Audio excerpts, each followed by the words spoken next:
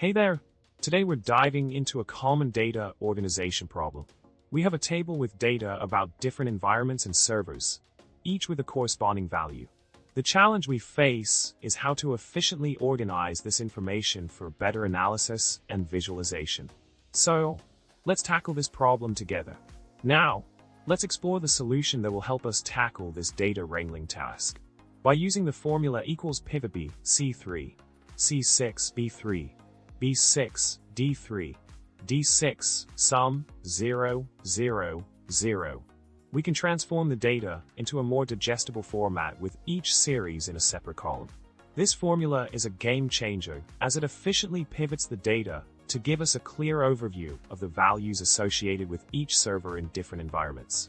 By following this method, we can streamline our analysis and make informed decisions based on the organized data. Solution at its finest. In summary, we successfully address the problem of organizing complex data by leveraging the power of the equals pivot B formula. This method allowed us to efficiently structure our data for better analysis and visualization. I hope you found this solution helpful and informative. Remember to subscribe, like the video, and drop a comment below with your thoughts or any quirky data puns you might have. Until next time, happy data organizing!